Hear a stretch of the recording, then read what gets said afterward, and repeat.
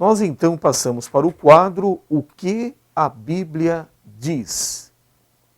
E nós temos aqui perguntas, comentários do consulente Ronaldo. Ele diz aqui, pastor Natanael, sobre o diabo acusar os irmãos. Em seu comentário, ele chega a dizer, pastor, que alguns irmãos dão brecha ao diabo e com isso o diabo tem razão para acusá-los. Pastor, o diabo com razão acusa, pastor?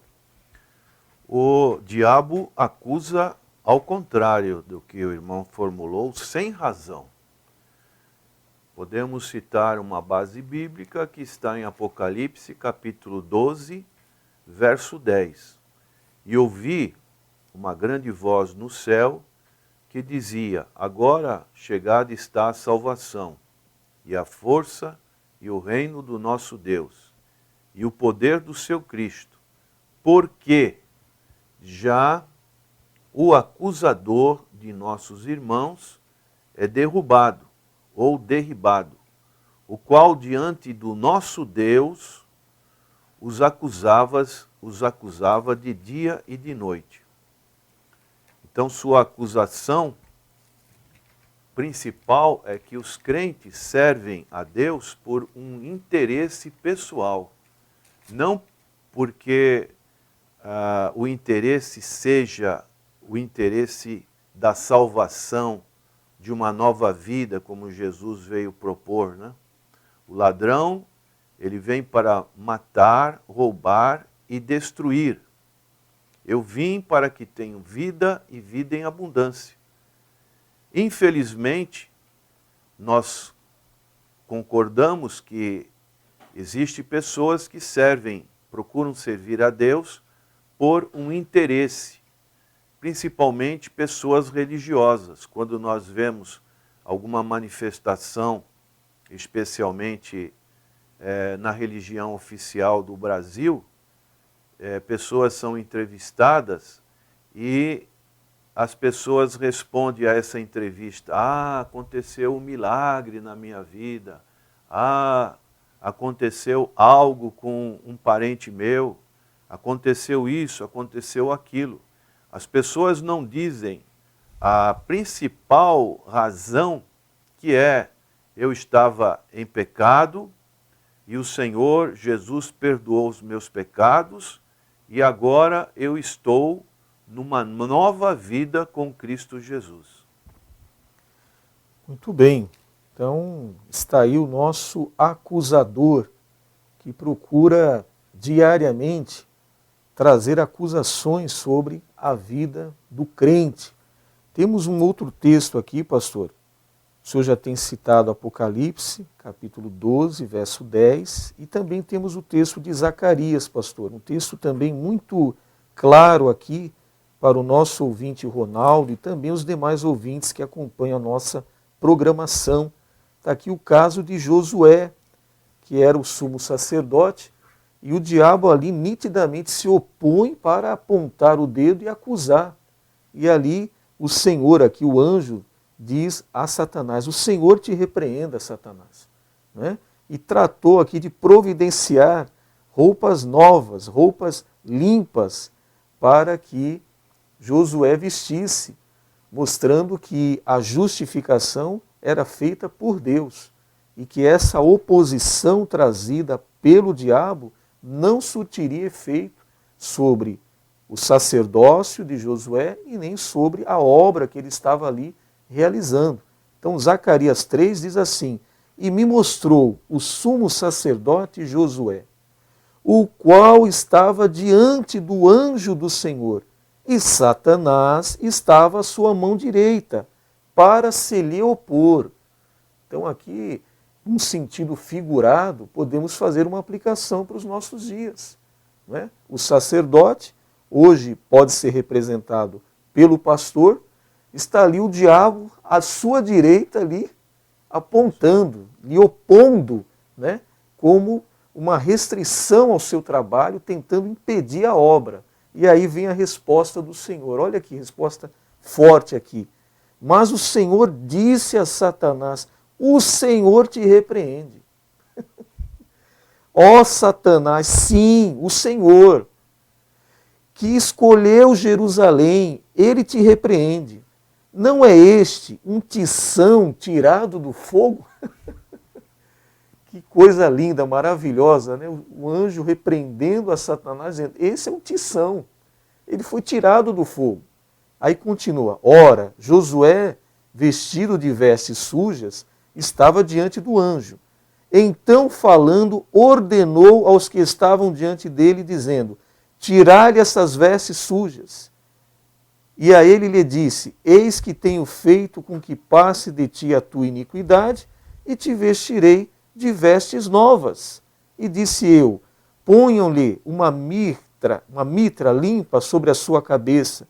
E puseram uma mitra limpa sobre sua cabeça, e o vestiram de vestes. E o anjo do Senhor estava ali. Olha a importância disso, né? O anjo do Senhor se posicionou, o diabo surge à direita de Josué, aponta-lhe o dedo, acusa-lhe, e o anjo diz, não, você não tem nada a ver com isso, Satanás. Pode sair que esse aqui foi um tição tirado do fogo. Né? Esse aqui é de Deus, não mexe não. Isso aqui é com ele Deus. Há algum problema nas suas vestes? A gente vai substituir agora. E substituiu, e aí está o papel do diabo, pastor. Tão forte, tão decisivo para se opor e trazer acusação, tentar trazer vergonha para que haja um impedimento na obra do Senhor. Queremos aproveitar esse texto que o irmão falou e dar dois comentários que eu acho que é muito oportuno para a resposta do nosso consulente. O primeiro é o tribunal de Cristo. Aqui nós vemos o quadro de um tribunal, né? Quando chega o advogado de defesa e o acusador, né? Que é Satanás, ele sempre vai estar no papel do acusador. Você fez isso, você fez aquilo. Está o réu e está Jesus Cristo, que é o nosso advogado de defesa. Então, no tribunal de Cristo, Jesus diz que ele agora está justificado, porque ele creu em mim. Então, nenhuma condenação há para os que estão em Cristo Jesus. A justificação pela fé isenta a pessoa de qualquer culpa passada. Ele agora está livre. Ele está como isento dos seus pecados. Então, nós não podemos acusar uma pessoa do que ela fez lá no passado. Se nós estivermos acusando, nós estamos fazendo o trabalho do diabo. Do diabo, servindo a ele. Servindo a ele. Quer dizer, o que o irmão pergunta sobre, esse irmão que faz a pergunta com razão. O diabo não tem razão de acusar algo que Cristo já perdoou. Está totalmente fora de razão. Então, no tribunal de Cristo, aqueles que estão em Cristo estão lavados pelo sangue do Cordeiro. É Deus que o justifica. Se Deus justifica, que tribunal superior, maior, a pessoa pode querer? Não existe instância maior. Não existe. Ali chegou no limite. É o limite. Você pode, muitas das vezes, dentro do tribunal dos homens, você ser julgado. Não, ele é isso mesmo. O que você vai fazer? É uma instância inferior. É, inferior. Você não pode querer argumentar. Se ele acha isso, problema dele. Mas no tribunal superior, aquela pessoa está isenta. E outro tribunal que podemos ver dentro desse texto que o irmão usou, que recentemente eu tive pregando, é o tribunal da consciência. Por isso Jesus fala lá para a orientação na ceia, examine-se o homem de que maneira? A si mesmo. Não é o irmão do lado. Exatamente. É você e mesmo. Participa da mesa. Não é o pastor que vai, você pode, você não pode. Se o pastor sabe de algo que impede, ele vai procurar tratar, para que aquele irmão esteja em condições de participar da mesa. Hoje tem muitas pessoas que não participam da mesa. Pergunto para o irmão, isso está certo? Não está. A pessoa tem que normalizar a sua comunhão com a igreja e normalizar a sua comunhão com Deus. Senão não deve, alguma coisa de errado está. Não é porque os outros fizeram isso, mas ela tem que ter essa comunhão com a igreja e com Deus. Então examine-se o homem a si mesmo. Esse é o tribunal da consciência. Como é que eu posso acusar o irmão se a sua consciência está limpa diante do Senhor? Não existe isso. Como lemos aqui, não é este um tição tirado do fogo? Todos nós estávamos no julgamento de Deus. Éramos para ser queimados, no sentido figurado do juízo. De condenação. Condenação, né? Porque o fogo simboliza a condenação, como Sodoma e Gomorra. Mas o Senhor tirou esse tição. Que expressão figurada, simbólica, tão bonita, forte, né? Tirou. Então esse aqui não está queimando mais na condenação eterna. Esse não vai ser consumido não pelo fogo. Tirou de lá, né? Não vai virar mais brasa, não vai virar nada, isso, né? Então, esse texto é muito oportuno, assim como também o texto de Jó, né? Que Jó foi uma pessoa acusada pelo inimigo, você acusou diante de Deus, ele te serve por interesse. Então, isso também é algo que nós precisamos ter cuidado, né? A pessoa está servindo ali a Deus com maior dedicação, ele tem algum interesse pessoal nisso. Isso é muito perigoso. Falam muito isso dos pastores atualmente, né? As pessoas se levantam a voz e falam, ele está ali por causa disso, por causa daquilo. Isso é perigoso, porque está dentro também fazendo o papel de acusador. De acusador. No caso de Jó, o próprio Deus dava testemunho de Jó. Olha, o próprio Deus, aí fala da consciência de Jó, a consciência dele para com Deus. Um homem que temia Deus, que se desviava do mal, procurava criar seus filhos na orientação do Senhor, oferecia sacrifícios pelos seus filhos. Era um homem digno, que alcançou o testemunho do próprio Deus. Mas quem apareceu? O diabo, para lançar acusações sobre Jó, né? Dizendo que ele era um interesseiro. Bom, ele tinha muito interesse nas coisas de Deus, isso é verdade. O irmão falou dos filhos de Jó, apesar que os filhos de Jó não correspondiam muito à circunstância da espiritualidade de Jó. Do pai, né? Exatamente. Então, infelizmente, muitas das vezes, isso não ocorre, né? Um pai piedoso, uma vida consagrada a Deus, mas os filhos não servem a Deus. E aí também está um ponto importante. Não é porque os filhos não servem a Deus que a casa do pai está destruída. Os pais têm responsabilidade até uma determinada idade. Claro. A salvação é pessoal. Pessoal. Como é que vemos a casa de Eli, vemos a casa de Samuel, por exemplo? Samuel. Foram, infelizmente, pessoas que não corresponderam com a mesma fé, né? E isso não é uma... Existe uma promessa. A promessa é que nós devemos fazer a nossa parte. Crer no Senhor Jesus, será salvo tu e a tua casa. Serem os referenciais dentro de casa, né? Que os filhos em todo o tempo possam olhar e ver meu pai, minha mãe, são homens, mulheres de Deus, né? E ter esse referencial, mas aí a decisão é pessoal. Ela é intransferível, né? É algo pessoal de cada um. E até no texto da ceia que o senhor citou, a intenção do apóstolo Paulo, quando ele diz, examine-se o homem a si mesmo, e assim coma. Paulo não queria que ninguém não participasse da ceia. Ele queria que fosse feito o exame introspectivo. Se há algo aí que o Espírito Santo está te comunicando, conserte-se agora e já participe. Não fica sem participar. Depois ele vai dizer que há muitos fracos, doentes e os que dormem. Então essas pessoas que não estão participando, estão deixando que o pecado as domine de novo, estão fracos, doentes e já estão dormindo.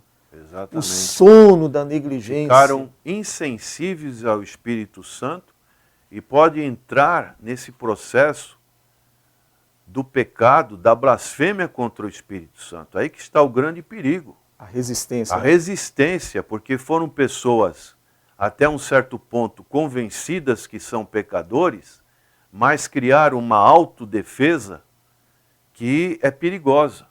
Quando a pessoa adentra por esse caminho, é muito perigoso. Porque o profeta Jeremias fala que enganoso é o coração. Então, perderam a sensibilidade. É um perigo, pastor. E também a questão do arrependimento, não é porque eu me arrependi uma vez lá no passado, eu não preciso me arrepender mais. O arrependimento é um processo contínuo, diário. Todo dia nós temos que nos examinar, nos sondar, como dizia o salmista. Sonda-me, ó Deus, e vê se há em mim algum caminho mau, e guia-me pelo caminho da justiça. Muito bem. Até o próprio Davi aqui, pastor, no Salmo 38, verso 18, corroborando o que o senhor tem falado, ó, porque eu confessarei a minha iniquidade, afligir-me-ei por causa do meu pecado. Em outra tradução diz, com tristeza por causa do meu pecado. Então isso é a situação do coração daquele que é um arrependido. Isso. O pecado não lhe faz bem, o pecado lhe traz tristeza, lhe aflige a alma. Então ele precisa confessar para ser perdoado e assim ser restaurado. Então o processo do arrependimento é algo contínuo mesmo. A cada dia, a cada momento, precisamos nos arrepender e nos posicionar desta maneira diante de Deus. Foi como o irmão falou no seu testemunho no sábado. A nossa luta é contra Satanás, primeiro contra nós mesmos, contra a nossa carne. Nossa natureza adâmica. Depois contra o mundo e depois contra Satanás. Essa luta é uma luta diária. Não pensa o ouvinte que, eu levantei a mão, fui batizado, agora eu já estou salvo. Não é assim. Isso é um processo. A salvação é um processo contínuo. Cada dia nós temos que nos examinarmos. Porque o grande problema espiritual é o engano. Satanás vai fazer de tudo mesmo, não para... porque os que estão na carne, os que estão escravos dele, estão escravos dele. Mas os que estão buscando a salvação em Cristo, ele vai fazer de tudo. Pedro fala que ele é um leão. Um leão não banguela, mas um leão que ruge. Ele quer destruir a alma daqueles que estão ao lado de Cristo. Então é uma figura muito tenebrosa, cruel, que o inimigo é. O inimigo não é bonzinho, como o irmão infelizmente colocou com razão. O inimigo não tem razão nenhuma. Onde que o inimigo vai ter razão? O inimigo só tem razão com os seus próprios demônios. E toda palavra na boca dele é mentira, né, pastor? O senhor viu que até a palavra de Deus na boca do diabo se torna mentira. No episódio com o Senhor Jesus, o senhor viu ele usando a própria palavra. Está escrito que tu dará ordem aos teus anjos ao teu respeito. Então lança-te daqui. Olha, ele usando a palavra e na boca dele se torna mentira, porque ela é distorcida, ela é usada de modo a perverter o juízo. E aí está o perigo. Essa citação de Pedro que o senhor fez diz bem claramente, procurando tragar. Né? Então esse tragar é como a gente lembra uma pessoa que é fumante, né, pastor? Coloca um cigarro na boca e traga aquela nicotina para dentro de si. Assim faz o diabo, procurando tragar para si. Ruge como um leão, procurando tragar para si. Então a pessoa que está na luz, está indo para o céu, está perseverando, ele quer tirar do caminho. Ele quer criar um impedimento para tirá-la daquele lugar. E aí está o grande acusador dos nossos irmãos. O apóstolo Paulo diz em 2 Coríntios 11, verso 3, mas temo por uma igreja problemática, que, apesar que hoje nós não temos igreja problemática, né? Não.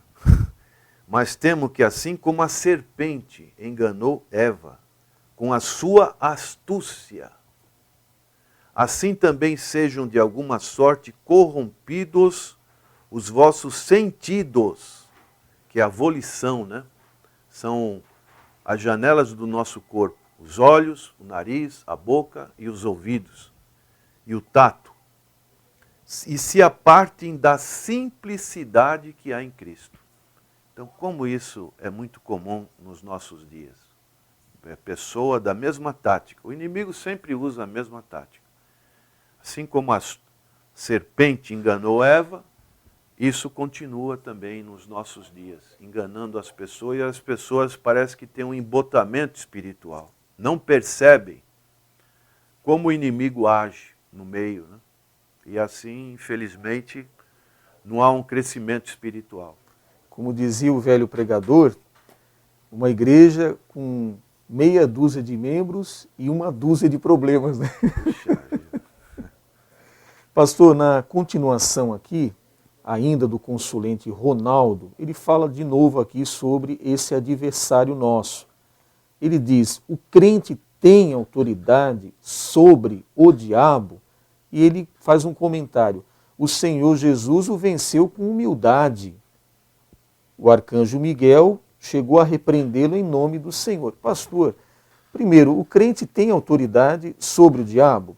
E segundo, o Senhor Jesus venceu o diabo com humildade, pastor? O texto de Mateus 28 diz, é-me dado todo o poder no céu e na terra. O Senhor Jesus Cristo, quando na sua humanidade, não na sua divindade, mas na sua humanidade, ele conquistou essa autoridade. Ele tinha que passar por este processo sendo homem. Então, ele conquistou esta autoridade na cruz do Calvário. E ele transferiu esta autoridade para os seus seguidores. E aí Jesus fala, ide por todas as nações, batizando-as em nome do Pai, do Filho. Então, essa autoridade é conferida à igreja do Senhor, aqueles que são remanescentes fiéis. Então, essa autoridade, o crente que realmente está consagrado, está com uma vida pia diante do Senhor, ele tem essa autoridade. Essa autoridade não é própria dele, é a autoridade de Jesus. Não adianta, hoje também tem uma confusão sobre isso. O pregador, o fulano de tal, tem uma autoridade. Nada disso. Se ele tiver, pode ser um irmãozinho anônimo. Se ele tiver com uma vida no altar de Deus, aquela pessoa tem autoridade contra as forças demoníacas. Mas se ele pode estar lá no pináculo do templo e não estiver debaixo da graça do Senhor, o inimigo vai dar risada dele. Pastor, o senhor me fez lembrar agora, o senhor que passou um bom tempo aqui nos estudos na manhã de domingo, falando sobre o livro de Atos. Tem uma passagem no livro de Atos que fala sobre os filhos de um sacerdote que foram lá para expulsar os demônios que estavam lá em uma pessoa e, de repente, ali a situação ficou difícil para eles. Inverteu. Né? Inverteu, porque eles foram lá com aquela prática do exorcismo, vamos exorcizar, vamos expulsar esses demônios aí, e a resposta do demônio, na verdade, para ele foi bem enfática, né? Olha, eu conheço a Jesus e bem sei quem é Paulo, mas vocês... e saltando sobre eles, e acabou agredindo, e eles saíram até despidos daquele lugar para a vergonha deles. Então está aí uma situação realmente difícil, delicada, de pessoas que estão tentando fazer algo sem condição. A condição espiritual é fundamental. O apóstolo Pedro e João, diante daquela porta chamada Formosa, lá quando o paralítico pede uma esmola, ele diz, olha, eu não tenho prata, eu não tenho ouro, mas o que eu tenho, ele tinha Jesus. Ele estava em comunhão com o Senhor. O que eu tenho, eu te dou. Então, em nome do Senhor Jesus, levanta e anda. E ele andou, ele pulou. E depois as pessoas cercaram, achando que eles tinham realizado aquele milagre. Ele falou, não, o que vocês estão vendo diante de vocês foi Jesus que fez. Então, não traz para si a glória, mas entrega a glória para quem é devida. Uma demonstração de quem realmente está alinhado com Deus. Isso. Esses pregadores que muitas vezes se colocam aí como homens espirituais de nível maior, eles não estão dando a Deus a devida glória. Porque se Deus os tem usado, é para a glória de Deus, não para a glória humana deles, mas para Deus. Né? Deus usa para que ele seja glorificado. E o Senhor Jesus deu essa autoridade em Marcos 16. Né? Em meu nome expulsarão demônios, Falarão novas línguas, pegarão nas serpentes, se beberem alguma coisa mortífera, não lhes fará dano algum, imporarão as mãos sobre os enfermos e os curarão. Então é uma autoridade dada através do nome de Jesus. Essa autoridade que Jesus conquistou na cruz do Calvário. Isso tem que ficar muito claro, né?